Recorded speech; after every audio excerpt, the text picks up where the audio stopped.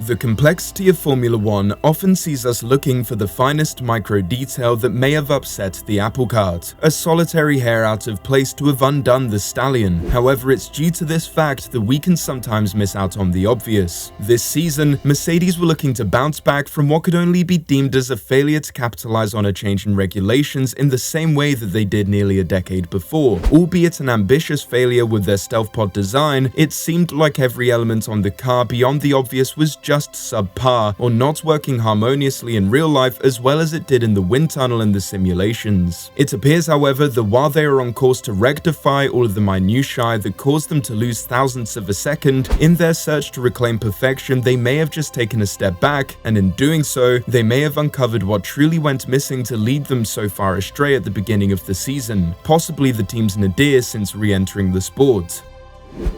Want to know the big change just announced at Mercedes? It's truly shocked the entire grid and has potentially opened up a lot of doors, but will Mercedes choose the right one? And stick around to the end to find out what may become Mercedes' most valuable asset. It, or rather he, is one that has been utilized by the team before and may well hold the key to unlock their title potential in the coming years. It's no secret that Mercedes have had a comparatively poor couple of years, but while last year could have been excused due to ambition and misplaced faith in off-track statistics, this year has just been straight up baffling. After doubling down on a clearly underperforming design at the start of the year, only to scrap it partway through the season with the zero-pod design, Mercedes finally rectified their course, and the recent upgrades that came in at the Austin Grand Prix only highlighted just how much time the Silver Arrows had wasted and how much potential could have been seized upon if only they had taken what appeared to be an obvious decision to put their reinvention for reinvention's sake on the back burner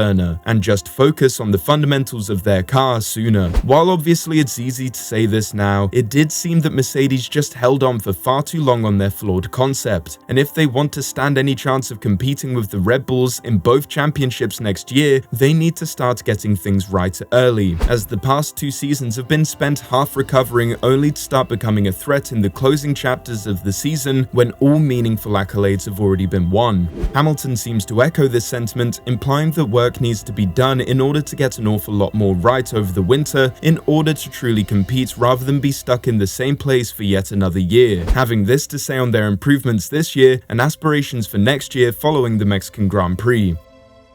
I mean, last year at the same time we were doing the same thing, but last year I think we were 3/10 behind Max in quali or something like that, and I came second again but he walked off with it. So we're really just mirroring what we did last year, so we have to make some real big changes for next year, because obviously in Bahrain earlier this year, they're 1.5 seconds a lap faster than us. So the key is to make sure that that's not the case in Bahrain next year, and I think hopefully these next couple of races will be close. But I'd probably put money on it that he'd get to 18 or 19 wins with that car. Yet it would appear that the problems at Mercedes weren't limited to their car in just how it performed on track, as Hamilton's outspoken criticism of the car and technical direction of the team seems to have led to one of the biggest shocks of the season in F1. At the start of the video, I wasn't just waffling, as it's so easy to get lost in flaps, flaws, and venturi folds that you forget that the hands in charge of the direction of the team are just as, if not more, important than the carbon and metal that hit the track every race weekend. And it seems like Mercedes now have all the perspective they need from within the team to make some rather agricultural changes to the foundations of the team, perhaps even reverting to an old face.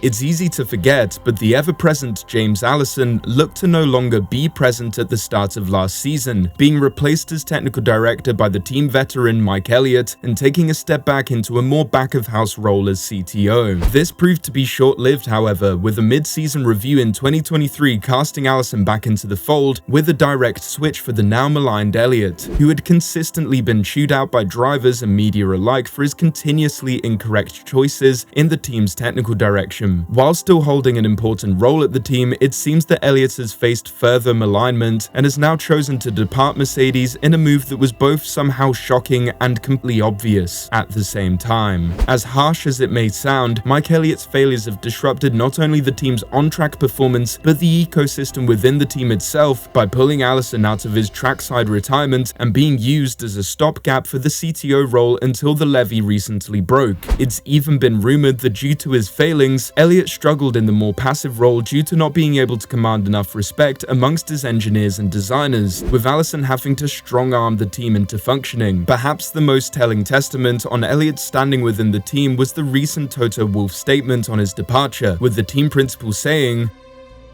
"Mike has been one of the pillars of the team's achievements over the past decade, and it's with truly mixed feelings that we say goodbye to him today."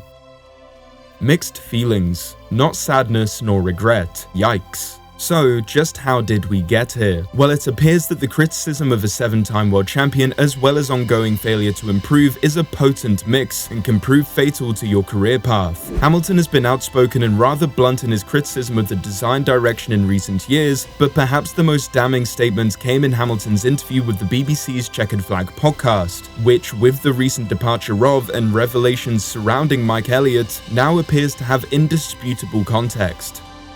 "Last year, there were things that I told them. I said the issues that are with the car. I've driven so many cars in my life, so I know what a car needs. I know what a car doesn't need. I think it's really about accountability. It's about owning up and saying, yeah, you know what? We didn't listen to you. It's not where it needs to be, and we've got to work."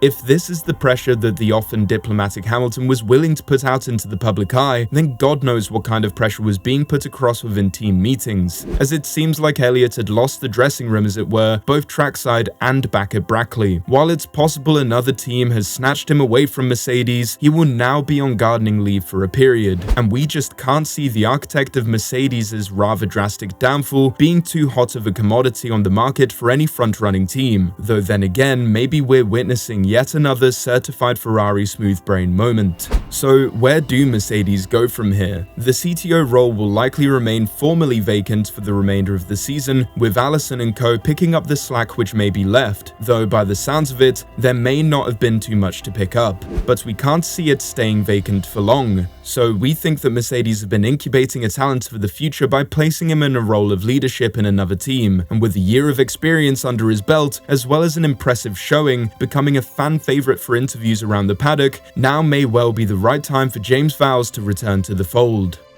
While we would ideally want to see James at Williams for at least another season or two in order to see him push the team further up the grid, as it seems with either Sargent improving or the employment of a more capable second driver, that's the direction they're currently headed, and develop even further as a leadership figure within the Grove Racing outfit, he may have made himself just too hot of a property for Mercedes to pass up on. We truly believe that he is the man who could be the key to either team's success, though to differing extents with each for obvious reasons, and may well have been the all-too-obvious missing piece that Mercedes have missed out on, as since his departure the team has greatly been missing his insight, strategy, and direction within the team.